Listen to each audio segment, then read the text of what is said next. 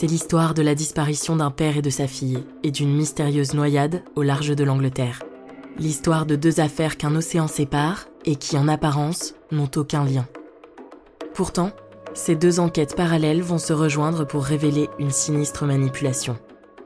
Pour rassembler les pièces de ce puzzle, il faudra faire appel aux ressources policières de 4 pays différents. Vous écoutez Interpol, la double vie d'Albert Walker, première partie.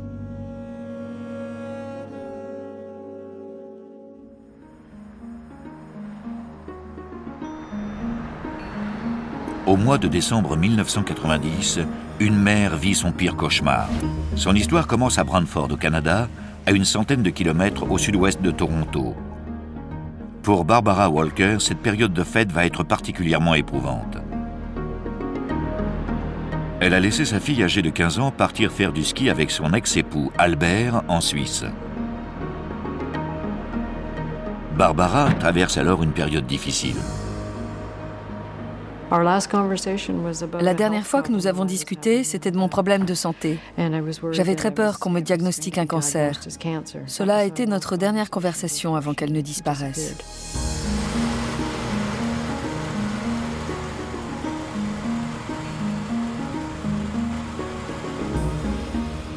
Mais à la fin des vacances, sa fille et son ex-époux ne réapparaissent pas.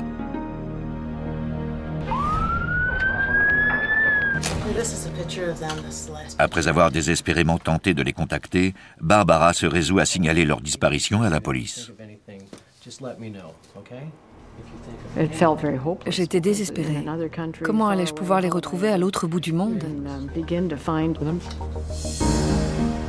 Mais Barbara reçoit des nouvelles encore plus alarmantes. Il manque plus de 500 000 € sur le compte de Walker Financial Services, la société dirigée par Albert, l'ex-mari de Barbara. Depuis plus de 10 ans, Walker Financial place d'importantes sommes sur des plans d'épargne retraite pour le compte de ses clients. Ils ont été assaillis de coups de téléphone, et puis les gens ont commencé à se déplacer.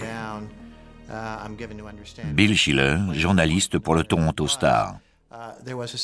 Ils paniquaient parce qu'ils avaient investi tout leur argent dans cette société. Certains d'entre eux étaient assez âgés, et ils avaient placé chez Walker Financial les économies de toute une vie.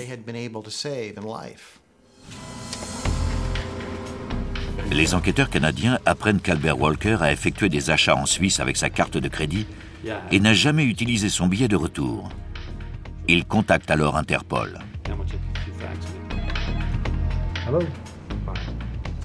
John Imhoff, ancien directeur du bureau d'Interpol aux États-Unis. Tout ce qu'un officier de police doit faire pour qu'Interpol ouvre une enquête, c'est appeler le bureau de l'organisation à Ottawa, indiquer qu'il est représentant de la loi et qu'il a besoin d'aide. Interpol émet alors un avis de recherche international appelé Notice jaune, portant sur Albert et Amanda Walker. Cette mesure reste sans résultat et les années passent. Un grand nombre de notices ont plusieurs dizaines d'années, ce n'est pas rare. Interpol offre son assistance, c'est-à-dire qu'elle conserve une notice aussi longtemps que l'enquêteur en aura besoin. À 5000 km de là, au large du comté de Devon, sur la côte sud de Grande-Bretagne, un chalutier remonte son filet qui a reposé toute la nuit sur le fond de la mer. L'équipage est épouvanté par ce qu'il trouve. Un corps pris dans le filet. Les gardes-côtes de Sa Majesté reçoivent un appel de détresse du pêcheur. Ils escortent le bateau jusqu'au port de Brixham. On fait venir l'inspecteur Ian Clenahan sur les lieux. Il s'attend à ce que le corps soit celui d'un jeune homme disparu en mer une semaine plus tôt dans un accident de bateau.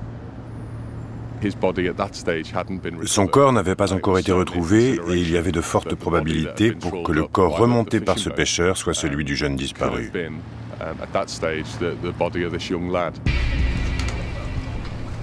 L'inspecteur ne veut exclure aucune hypothèse. Je suis monté à bord du bateau. C'était un corps de sexe masculin, encore tout habillé. Le corps semble avoir passé un certain temps dans l'eau. Je n'ai trouvé aucune pièce d'identité sur lui.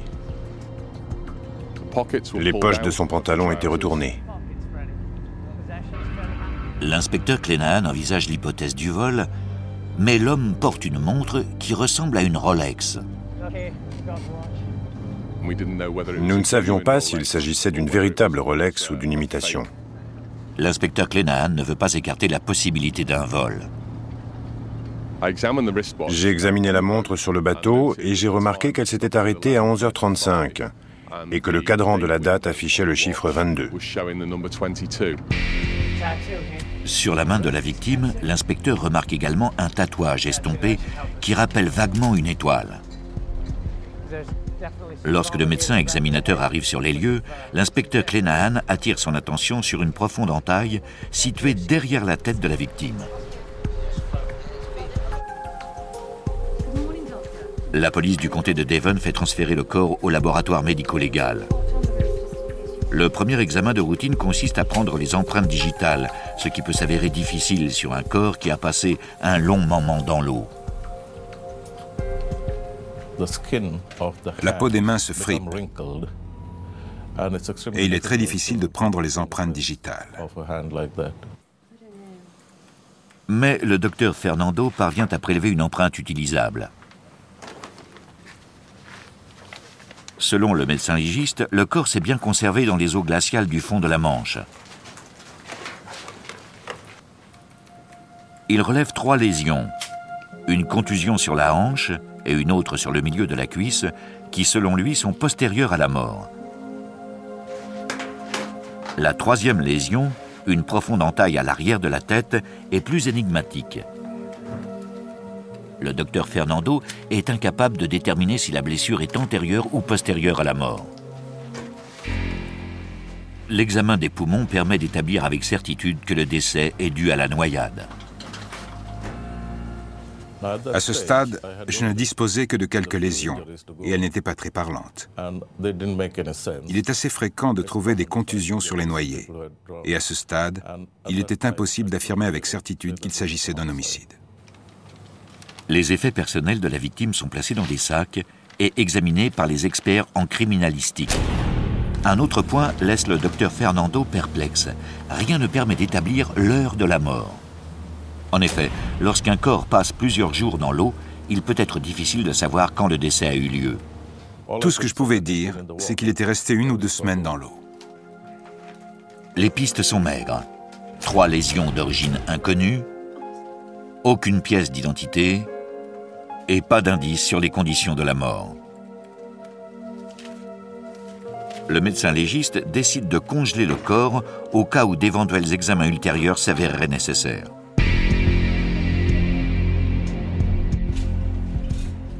Les autorités du comté de Devon comparent les empreintes digitales de la victime avec celles des criminels figurant sur leur base de données. Aucune ne correspond.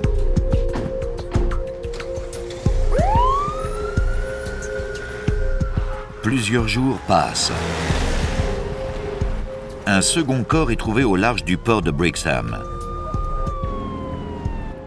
Mais il n'a aucun lien avec l'affaire. Les gardes-côtes établissent qu'il s'agit d'un jeune homme tombé à l'eau lors d'un accident de bateau. L'identité de l'autre corps reste mystérieuse. Nous devions tenter d'identifier la victime, Inspecteur Ian Clenaghan, et trouver les circonstances exactes de son décès. Mais la montre de la victime pourrait bien être la clé de l'énigme. Rolex tient un registre de toutes ses montres. Ainsi, si son propriétaire l'a fait réparer, il y aura une trace avec un nom. Les enquêteurs expédient la montre au siège de Rolex.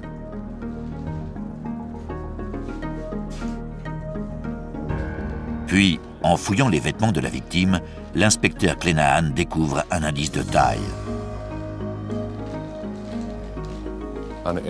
Nous avons examiné les étiquettes de ces vêtements et un grand nombre provenaient de fabricants canadiens. De l'autre côté de l'Atlantique, au Canada, cela fait maintenant 5 ans que l'ex-époux de Barbara Walker et sa fille ont pris l'avion pour la Suisse. C'était vraiment très difficile. Si j'y pensais trop, je devenais folle. Barbara vit dans l'angoisse, refusant d'imaginer le pire, espérant qu'un miracle se produise et que sa fille ainsi que son ex-époux soient retrouvés. Je n'ose pas imaginer ce qu'elle a dû ressentir. C'est une situation tragique pour une mère. Bill Schiller, journaliste pour le Toronto Star. J'imagine que cela a dû être très difficile. 2 affaires sans lien apparent. Une fille et son père portés disparus et un corps retrouvé dans la mer. Sur leurs continents respectifs, les enquêteurs ignorent encore que les 2 affaires sont liées, qu'elles font toutes 2 partie d'une sinistre manipulation.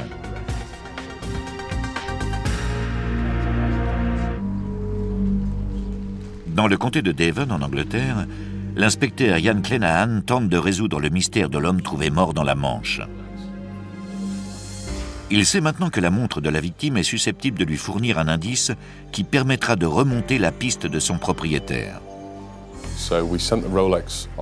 Nous avons donc expédié la montre au siège de Rolex en Angleterre, qui l'a examinée, et nous a informé qu'elle avait été réparée 3 fois, à proximité d'Harrogate, dans le Yorkshire. À ces 3 occasions, la personne qui avait déposé la montre s'appelait Neil Barrett. Neil Barrett. À présent, les enquêteurs disposent d'une piste pour identifier cet homme qui gît à la morgue. Son dernier lieu de résidence connu se trouve à Chelmsford, au nord-ouest de Londres et à 5 heures de route du comté de Devon. L'inspecteur Clenahan remet donc l'affaire entre les mains des services de police locaux. J'avais donc pour mission d'aller à Chelmsford et de demander si quelqu'un connaissait ce type.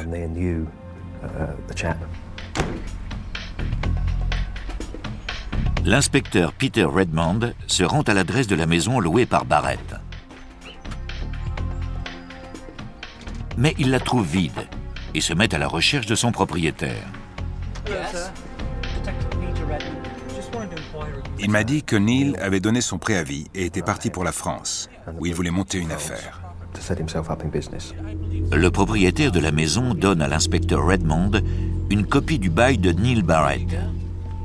Celui-ci indique qu'un certain Steve Russell s'est porté caution. L'inspecteur Redmond appelle Steve Russell qui propose de passer au poste de police pour répondre à ses questions. Le but de cette rencontre avec Steve Russell était de récolter des informations supplémentaires sur Neil qui pourraient aider à identifier le corps. Car si j'avais bien compris, le corps n'était pas en état d'être identifié par un ami. Nous avons longuement discuté. C'était un type sympa. Il parlait bien et était bien habillé. Il portait des vêtements sport, mais de beaux vêtements, qui avaient coûté cher, et il avait l'air assez sûr de lui. Il avait un accent, mais je n'arrivais pas à déterminer s'il s'agissait d'un accent nord-américain ou canadien. Je voulais savoir quand il l'avait vu pour la dernière fois et quels étaient ses projets. Car nous ne comprenions pas comment il avait pu aller en France et finir dans la mer au large du Devon.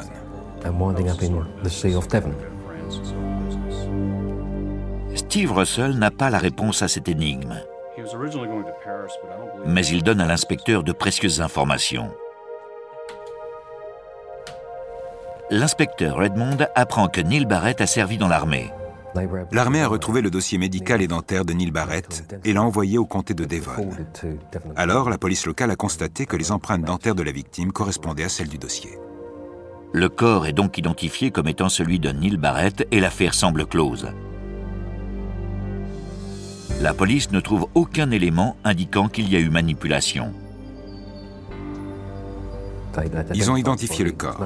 Aucun élément n'indiquait qu'une tierce personne était responsable de la mort de la victime. On a conclu à un accident, une noyade. Pour moi, l'affaire était close. L'inspecteur Clenahan contacte le frère de Neil Barrett pour l'informer des faits et clore l'enquête.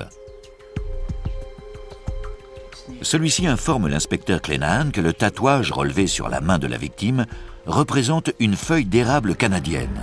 Il demande à l'inspecteur Clenaghan de le mettre en relation avec Steve Russell pour récupérer les biens personnels de son frère.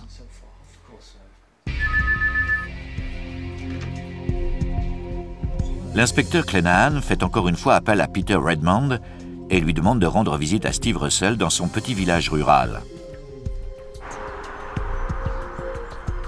Dans l'arrière-pays anglais, les maisons n'ont souvent pas de numéro de rue. Au lieu de cela, elles ont un nom. L'inspecteur Redmond ne parvient pas à trouver la maison de Russell. J'ai trouvé 2 maisons qui n'avaient pas de nom. Alors j'en ai choisi une au hasard, qui s'est révélée être celle du voisin.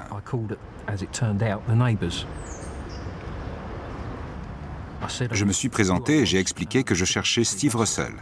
Alors il m'a répondu non, c'est Neil Barrett qui vit ici. Et je me suis tout de suite dit que quelque chose n'était pas normal. C'était le nom de l'homme qu'on avait retrouvé mort dans le Devon.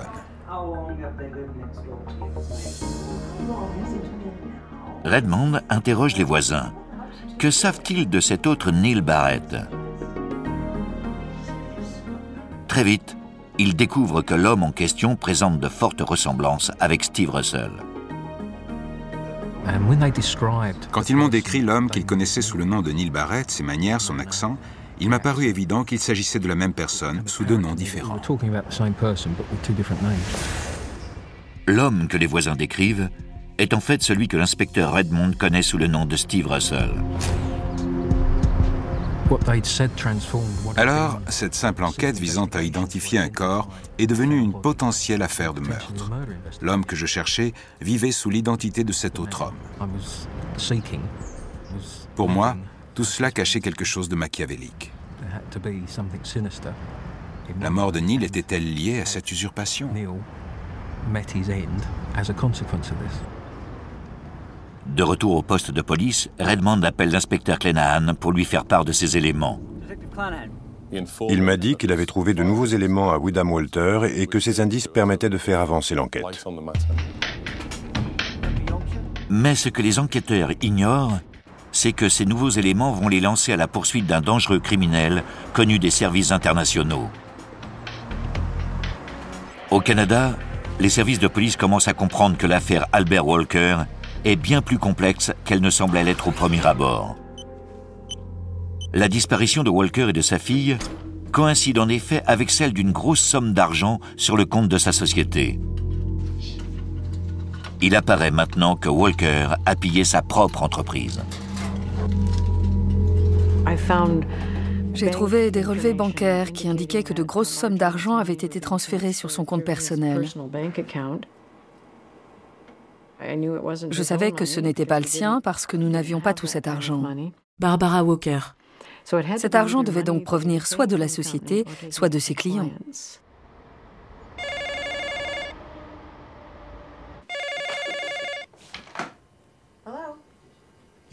Il avait laissé sa femme affronter les foudres de ses clients. Bill Schiller, journaliste pour le Toronto Star. Les gens ont été surpris qu'un homme en apparence aussi sérieux, aussi charmant et généreux, puisse les voler et disparaître avec leurs économies.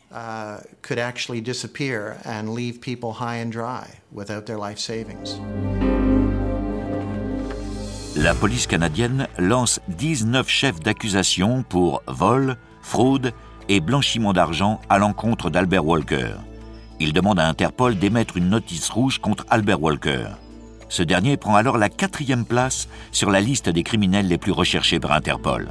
La notice rouge est une version électronique de l'avis de recherche que l'on affichait autrefois à la poste. Johnny Moff, ancien directeur d'Interpol aux États-Unis. Interpol communique cette notice à 181 pays, de sorte que si le suspect est aperçu chez eux, ils puissent l'appréhender et l'extrader pour qu'il comparaisse devant la justice canadienne.